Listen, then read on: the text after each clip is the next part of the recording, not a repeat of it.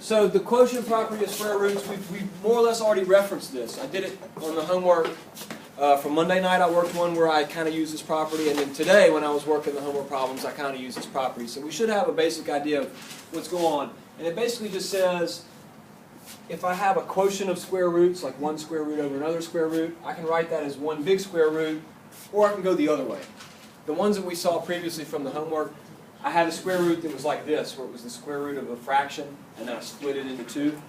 Sometimes we want to go one way, sometimes we want to go the other. I'll work examples of both, where you'll see that it's beneficial to go either way. So on this particular example, I want to change it from 2 into 1, and you'll see why. If I change it into 1,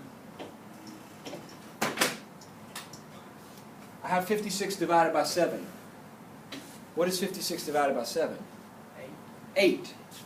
So there goes the fraction. It's completely gone. Square root of 8. And now I can simplify the square root of 8 using the rules that we just learned a minute ago, right? So I would factor 8. Recap what you just did. I will in just a minute. 2 times 4, 2 times 2, and 2 times 1. Oh, I got it. And I have a pair of 2's. So that means I would get to pull out 1, 2, and put the other 2 back. So what I am claiming is that the square root of 56 divided by the square root of 7 is the same as 2 times the square root of 2. And you should check that in your calculator. You should make sure that I'm not just telling you a story. Right? This actually works. So try it. Do square root of 56 divided by square root of 7. How exactly do you type that in? Square root of 56, close the parentheses, divided by square root of 7, enter. And then don't clear your screen and do 2 times the square root of 2, and just make sure. Prove it to yourself that they are exactly the same. It is. It worked out? Cool. So they couldn't look more different. This one's a fraction, it's got 56 and 7, there's not even a 2 in it. And this one is nothing but 2's and no fraction, but it's the same thing, because I just used the properties of gravity. What's the question about? So all this is equal, right? This equals this, equals this, equals this. Yeah, I just ran out of room. I couldn't fit it over here, so what's yours? Is this the conjugate thing? No. This is the quotient property of square roots. I need to write the heading down. Yes. How do you get decimals? So what? You should get decimals. Yeah. This should be a decimal, and this should be the same decimal. Right. That's what I'm asking y'all to check. Oh. To make sure that this actually is the same as this. Because what I'm saying is that this thing is the same as this thing. So I just want you to make sure that that's true. One more question. Prove it to yourself, right? Prove that it's true. You don't have a limit on questions, but go ahead. You can ask another one. What you Was got? that sarcastic? No, not at all. Okay. What's your question? What happens if Perfect. like you get like 54 over 7 and it stays a fraction? So we'll tackle something like that in a minute. That is a good question. So we'll look at some more examples on this next slide. Does anybody need more time with this? Okay, so square root of 40 over the square root of 2. Well, 20. I know what I can do is I can make this just one big square root, and I can simplify 40 divided by 2 is, what's Wesley? 20. And now I need to try and simplify the square root of 20. So this would be where I would go and factor 20 and see if there's anything I can pull out. So that's 2 times 10, 2 times 5, 5's prime. And I can pull out 2 to the 5th power. Not 2. 2 times the square root of 5, right? So I get to pull out a 2, and the 5 goes back inside. Is that math? Good, good. I'm hoping that we'll all kind of start moving towards being able to do it like this. Now, on this one, I'm going to do the opposite thing. It does not help me. They're already under 1 square root. 34 divided by 25, that doesn't simplify, right? There's nothing I can do with that. But if I break it up into 2, like we did on those homework problems I worked, I still can't take the square root of 34. I may be able to simplify it in a minute. We'll look at that. But the square root of 25, I can definitely take that. And I end up with the square root of 34 over 5. Now I would need to check 34 to see if I can actually factor it, or if I can pull out a piece of it, if I can simplify it or not. So 34 would be 2 times what? 16. That would give me 32. 17. 17. And 17 is prime. So I can't. I can't, there's nothing I can pull out. I don't have a pair. So that's it. That's my answer on this. Yeah, easier. Okay, on this one. I know that 324 is divisible by 3, so I would like to put this one together into one big one. And then I would divide 324 by 3, and I would get 108. And now I need to check 108 and see if I can simplify the square root of 108 at all. Yeah. So I would factor 108. I think I probably can do something with it. It would be 2 times 54. That's 2 times 27. 3, 3 times 9. 3, 3 times 3. prime. 3 is prime. So I was right. Yeah, I can. I can pull out a 2 and a 3. So I get to pull out 2 times 3, which is... 6, And what goes inside? 3. I had a question. Will we do anything with the 1? So Why what? don't we do anything with the 1? No. No, that's just kind of like the punctuation mark, right? That's like the period at the end of the sentence that says I'm done. Okay. And the circle is? Or what? What's the period? The 1 at the bottom when I'm back. He was asking if he needed to do anything with the 1, and I'm just saying no. No, I forgot the about one it. is- Just so you put it down there. Well, if you did Even if you didn't write it, it would be was- okay. yeah. Right. Anything times 1 is itself. Questions about these? All right, we're going to skip the clock appointment that we were going to do right here because I'm running out of time and I still got 6 more slides. So I may not get all the way finished. That's okay. So I may have to take a problem or two off your homework for tonight. Alright. I know you're really disappointed about that. No, I'm not. Broke my heart. So let me show you rationalizing the denominator. So, we don't ever want to have a square root or any radical in the denominator, ever. And the way you fix it is this. It's this process called rationalizing the denominator. Multiply. I'm going to multiply by some version of 1, right? So, you know, like when I'm finding a common denominator, that's what I'm doing too. Like if I had 1/2 plus 2/3, the common denominator would be 6. And I'm multiplying this one times 2 over 2. No, excuse me, 3 over 3. Yeah. And this one would be multiplied by 2 over 2. And you'll notice, what does 2 over 2 equal? 4, 6. Or actually, 2 divided by 2 equals 1. Oh. What does 3 divided by 3 equal? I'm really multiplying both these things by 1. It's just a special version of 1 that will change the bottom number to give me what I want. I'm using that same principle here. I know if I multiply the square root of 3 times the square root of 3, I'll get what? 9, I'll get the square root of 9, which is what? 3. 3.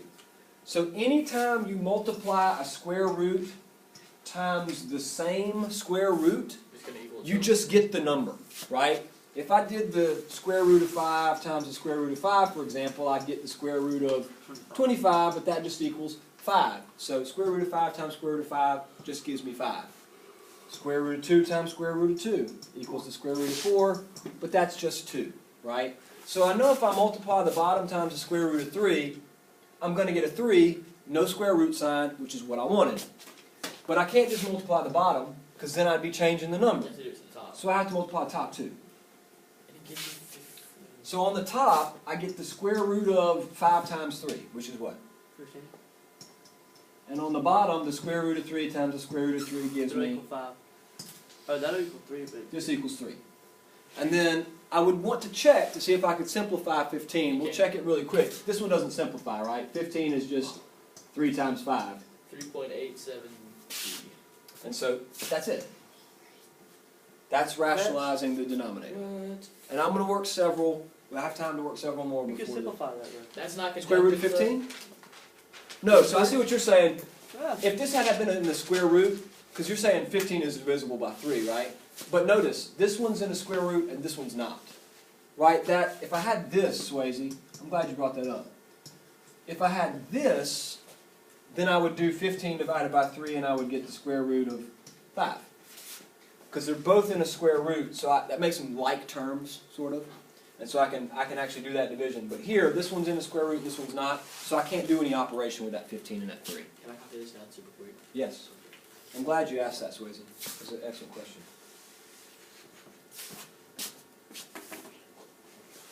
We will skip conjugates. You won't get that today.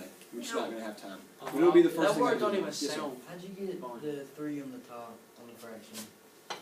So here. Yes, sir. So I know that. Are you with me on why this fixes the bottom? Does that make sense? Kind of. Not really.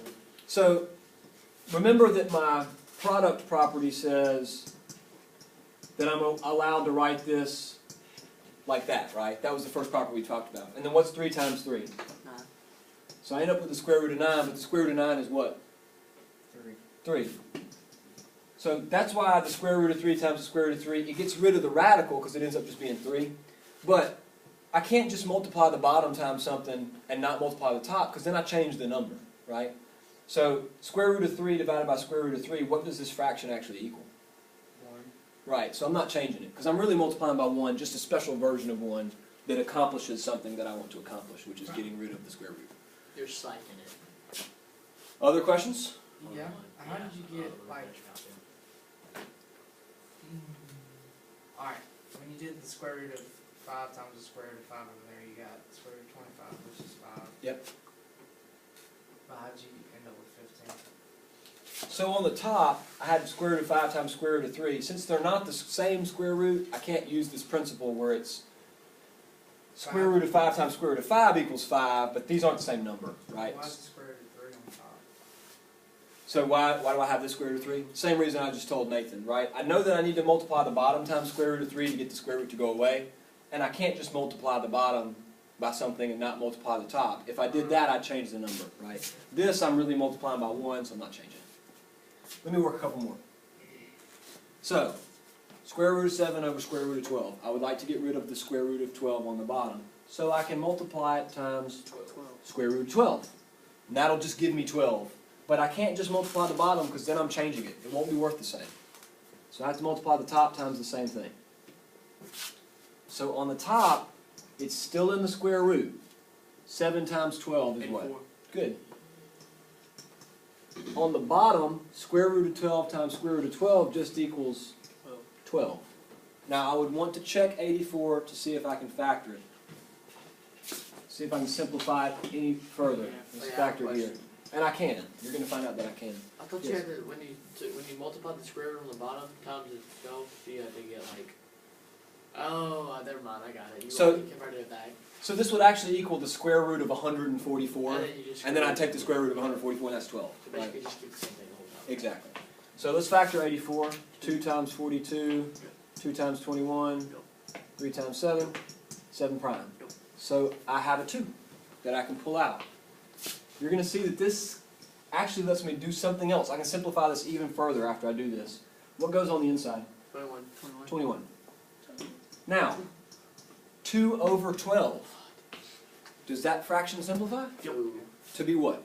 1 over 6. Wait, Yeah, so this part of it, the 2 divided by 12 part, I can simplify that to 1 over 6.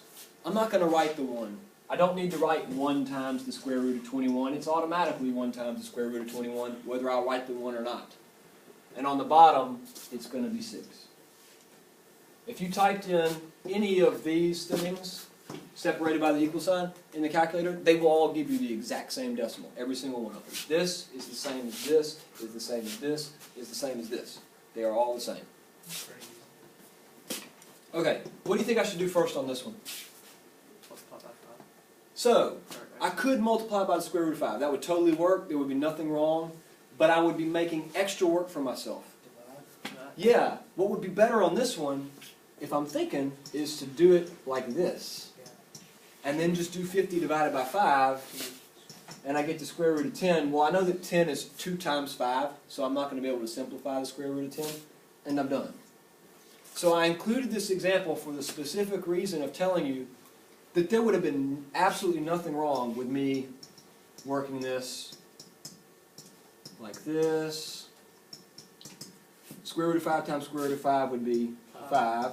Square root of 50 times 5 would be square root of 250. Then I'd have to factor 250, right? 2 times 125, 5 times 25, 5 times 5, 5's prime.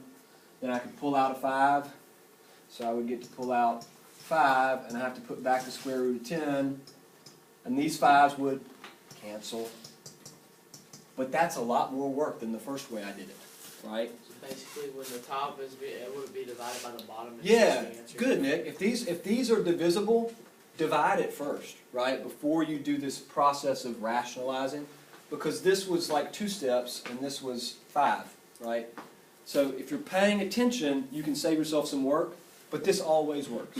It's rationalizing, it still got me to the same answer, it just took me. And I'm jumping ahead, but being at the, number 3, Mm-hmm. that was, square root of 2 on the bottom, so you can't cancel the 2 2's out. No, that's an excellent question. So notice this one's outside the square root, this one's inside, so I can't just scratch out the 2's. That's an excellent question, Swayze. So on this one, if I put it together into one fraction, square root of 7 over 2, that wouldn't help me, right? 7 over 2, it's not divisible. So on this one, I am going to have to do the thing where I multiply times the whatever square root is on the bottom that I want to get rid of. Now, this 2 gets multiplied by the number that's in front of this square root. What number is secretly in front of this square root? 1. So that stays a 2 on the outside. And then I multiply 7 times 2 on the inside 14. and get square root of 14. Then on the bottom, square root of 2 times square root of 2 equals 2. Now they cancel out. Now they would cancel out. And it just equals the square root of 14. So this 2 times the square root of 7 divided by the square root of 2 is the exact same thing as the square root of 14. They have the same value. Questions? Okay, let me turn this off. I'll give you the homework. You don't have to get started because